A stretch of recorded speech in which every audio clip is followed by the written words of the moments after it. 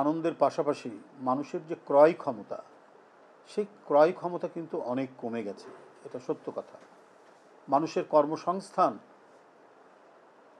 দিনকে দিন কিন্তু লস হচ্ছে, কমে যাচ্ছে। এই কমে যাওয়ার কারণে এটা একটি বড় উৎসব, ঈদ, দুইটি ঈদই বাংলাদেশের মতো মুসলিম প্রধান দেশে একটি বড় উৎসব। মানুষ তার সামান্য আয়ের মধ্যে দিয়েই আনন্দ ভাগ করে নিতে চায়, কিন্তু এর চাইতে যদি মানুষের আর্থিক অবস্থা ভালো থাকতো, তাহলে প্রায় 33 লাখ গরু বা পশু, শুধু গরু নয়, পশু মানে গরু ছাগলে নয়, পশু, কোরবানির হালাল পশু, তারা ফেরত যেত না। করোনার একটি নতুন ধরন, একটি ভ্যারিয়েন্ট, একটি ভয়াবহ রূপ নিয়েছে। পার্শ্ববর্তী দেশ ভারতে এর আক্রান্তের সংখ্যা প্রায় 7,000 ছাড়িয়ে যাচ্ছে। বাংলাদেশেও বিভিন্ন জায়গায় এই করোনার সংক্রমণ আমরা দেখতে পাচ্ছি, কিছু কিছু এখানেও ধরা পড়ছেন অনেকে।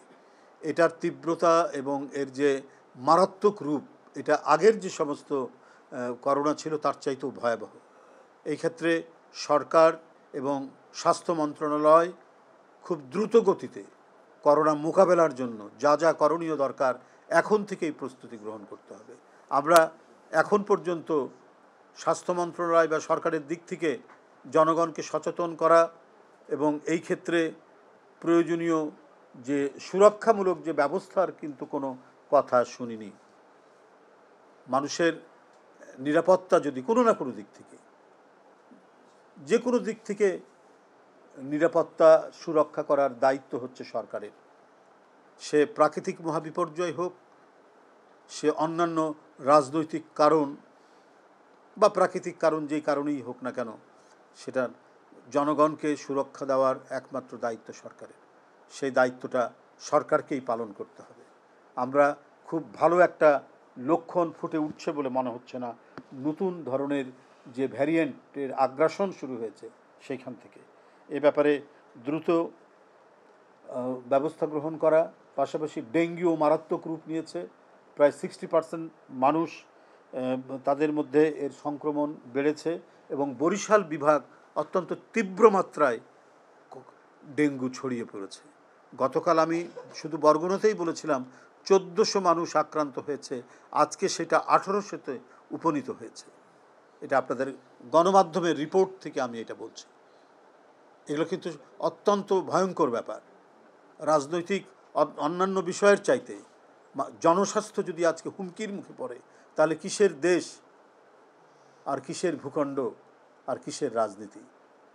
মানুষ এক চরম বিপদের মধ্যে পতিত হয়েছে এই প্রাকৃতিক বিপর্যয়ের মধ্যে।